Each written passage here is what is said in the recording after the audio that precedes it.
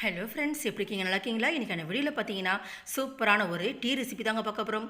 இப்போ தான் புதுசாக டீ போடுறீங்களா, அவங்களுக்கு எந்த அளவுக்கு பால் ஊற்றணும், எந்த அளவுக்கு சக்கரை போடணும்னு தெரியாதுங்க. அப்படிப்பட்ட பிகினர்ஸ்க்கான டீ ரெசிபி தாங்க இது. வாங்க வீடியோக்குள்ளே போகலாம். இன்றைக்கி நான் ஒரு லிட்டர் பால் நம்ம வீட்டுக்கு வந்திருக்குதுங்க. இதில் தண்ணியே கலக்காத பாலுங்க. இந்த தண்ணி கலக்காத பாலில் எப்படி ஒரு ஆளுக்கு டீ போடலான்னு பார்க்கலாங்க. வாங்க போயிடலாம் வீடியோக்குள்ளே. பாருங்கள், இப்போ 1 லிட்டர் பாலை நான் காய்ச்சி எடுத்துக்க போகிறேன். இதில் நம்ம ஒரு ஆளுக்கு நம்ம எடுத்து வச்சுக்கலாங்க ஒரு டம்ளரில்.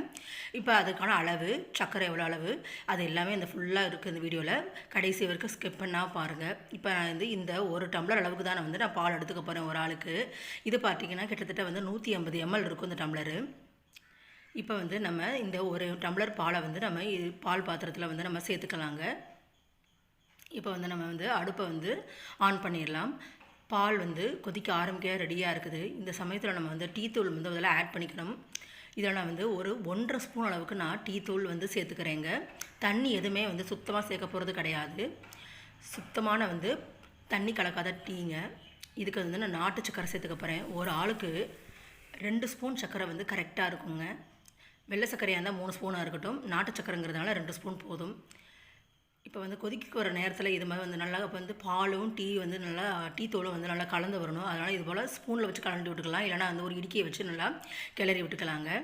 பாருங்கள், நல்லா கொதிச்சு வருது. இந்த சமயத்தில் நம்ம அடுப்பை ஆஃப் பண்ணிடலாம். ரொம்பவும் கொதிக்க விடக்கூடாதுங்க பாலை. அவ்வளோதான். இது மாதிரி ஒரு பாத்திரத்தை எடுத்துக்கோங்க, ஒரு வடிகட்டி எடுத்துக்கோங்க. இப்போ டீ தூள் சுத்தமாக வடிகட்டுறதுக்கு நம்ம இது போல் வடிகட்டி எடுத்து நம்ம டீயை மட்டும் தனியாக வடிகட்டி எடுத்துக்கலாம். இது போல் அகலமான பாத்திரமாக இருந்தால் டீ வடிகட்டுறதுக்கு ஈஸியாக இருக்கும். இது போல் டபரா வாங்கி வச்சுக்கோங்க. அப்போ இது டீ வடிகட்டுறதுக்குனே உள்ள பாத்திரம் கண்டிப்பாக இது போல் இருந்துச்சுன்னா உங்களுக்கு டீ வடிகட்டுறதுக்கு ரொம்ப யூஸ்ஃபுல்லாக இருக்குங்க. பாருங்கள், டீ வடிகட்டி எடுத்தாச்சு.